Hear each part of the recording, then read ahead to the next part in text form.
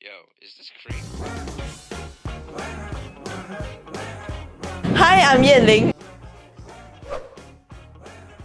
It will definitely be the 8:30 assembly time.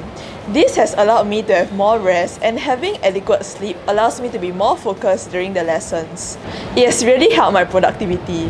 In NY, there are so many CCAs to choose from sports to aesthetics to clubs and societies.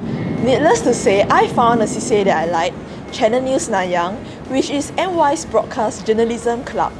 Furthermore, NYJC has a very nurturing environment, which has given me many chances to hone my leadership skills, such as being an orientation group leader. Also, special programs like the Galileo program have helped me broaden my horizons. I must say that the time I've spent in NYJC has been very fulfilling, and I'm enjoying every bit of it. I have said yes to NYJC, so why don't you?